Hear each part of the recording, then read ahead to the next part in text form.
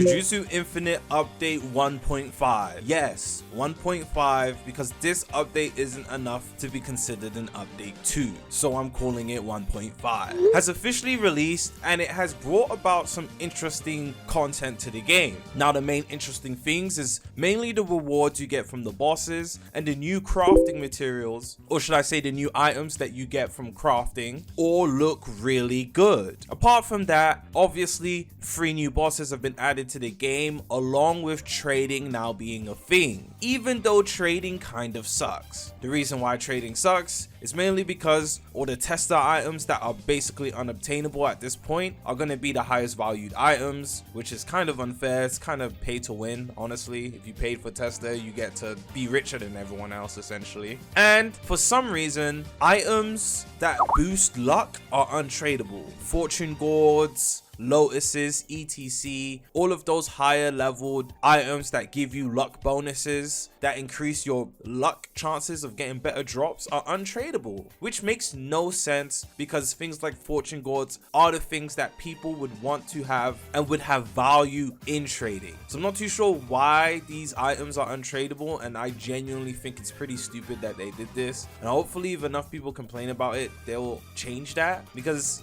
I don't really care for anything else in my opinion. But yeah, let's deep dive into the update, the bosses, the boss drops, everything. Before we get into this, hit that like button, hit the subscribe button, and turn on the post notification bell. Alright, let's kick things off with the bosses. Now there are 3 bosses: the stupid looking frog that's able to one-shot you even when it's stunned. You have the praying mantis, where it's pretty easy to deal with. You just need to avoid getting hit with his tornado twister wind thingy, because that will one-shot you. And then you have, I'm just gonna call him Akuma, which is pretty easy again. You just need to look out for his, I'm gonna just call it flying punches, whatever you want to call it, which is pretty easy to avoid. You know when he's about to do the move because he just goes straight up into the air and shoots the fist down. So boom, you're going to be doing all 3 of those bosses in order to get the scrolls, as well as the drops that they drop. They drop like crafting materials, but we'll talk about that later. Now the scrolls actually have some pretty interesting moves, and I'm going to showcase the scroll moves to you right now.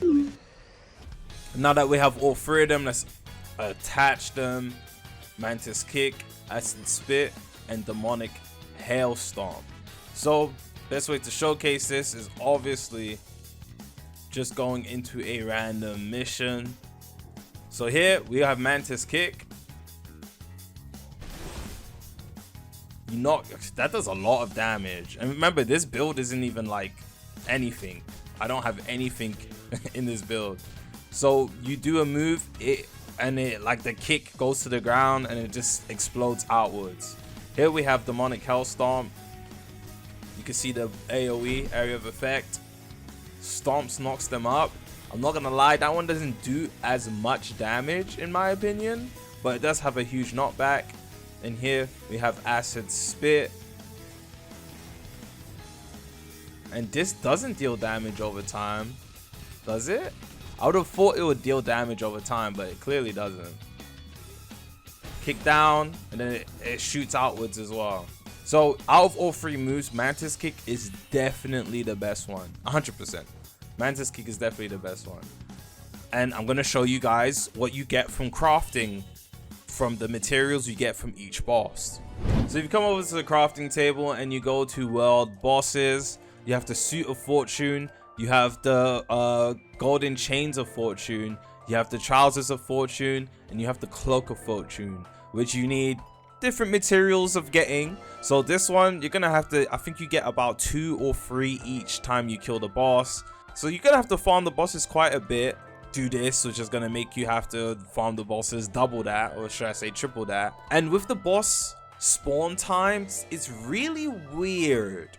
Now, I waited in my own private server for over an hour, and the only boss that spawned was the Akuma guy, the fist guy. And if I waited over an hour, I'm not too sure of the exact timings, because obviously every IRL hour Santa spawns. But from the moment I made the server, about an hour later, in game time, only one of the bosses spawned. So I'm thinking every boss spawns once every in-game hour, which is super super weird. I'm not gonna lie to you, that is kind of weird. So as a free-to-play player, it's gonna be pretty hard to farm the bosses significantly. And if you don't know, the other way to spawn in the bosses is to buy it. Now, if you buy the boss spawns, all 3 of the bosses will spawn. The good thing is that it's only 50 Robux. The bad thing is that obviously you're going to be spawning them in quite a bit of times. So essentially it is kind of pay to win in that aspect. And yeah, obviously 50 Robux is going to add up if you're farming them over 300-400 times. I'm not going to lie. So yeah, not going to lie, it's a little bit 50-50 again. This is the same method that Blox Fruits does. Call the game Jujutsu Fruits if you wish. But yeah, it's gonna take a while to farm each boss.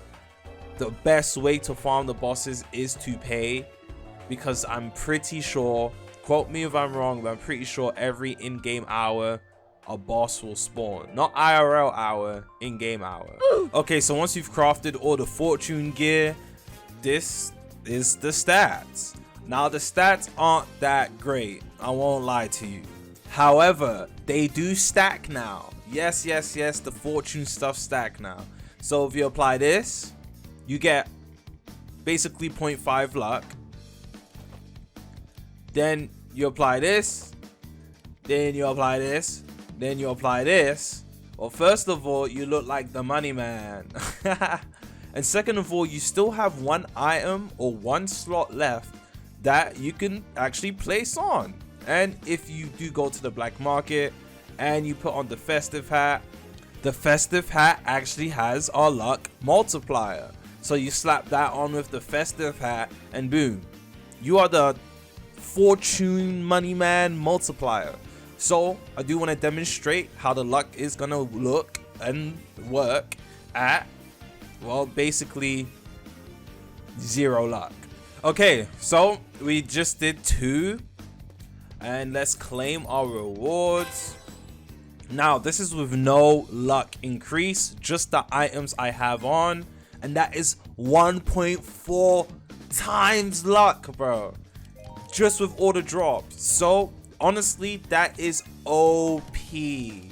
Now, I'm gonna use this with the fortune gourd and the cats, the beckoning cats, and see how high it goes, just solo.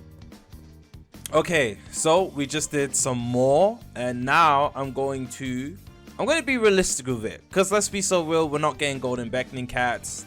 It is likely you run into a polished cat and a fortune gourd. So I'm gonna pop the polished cat, and I'm gonna pop a fortune gourd, because that is realistic. People do have those things, and you can get those just through playing the game a little bit normally. So these items with the stat buffs, it goes up to 2.9, almost 3 times luck. Let's see what we get with it. Oh my gosh. Okay, so as you can see, we're not getting that lucky.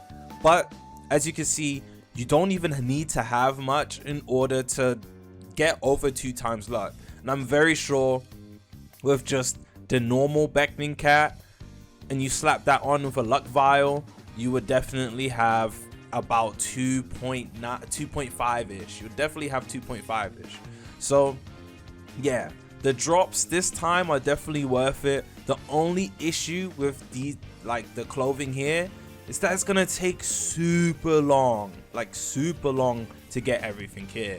It's just, you gotta get 100 of each here, and then to get the cloak, you gotta get another 100 of each of them.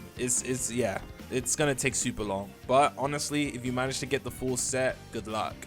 Okay, now the last part of this update is really trading, and trading's pretty self-explanatory. Trading is available now. The most annoying part about trading, like I said earlier, is that you can't trade things that give you you can't trade things that give you luck increases or any sort of luck boost. So fortune gourds, polished beckoning cats, etc, all of that is untradeable, which is super annoying. I think everything in the game should be tradable. There's no reason why I shouldn't shouldn't be able to trade for some fortune gourds or legendary polished Beckton cats, in my humble opinion. But yeah, trading, I do want you guys to be careful because a lot of people are trying to trade for rare items, unattainable items, and a lot of people are offering things like game passes, which, since it costs money, is going to be a viable way of trading. But you do need to be careful because it's really easy to scam you or scam someone if they're trading.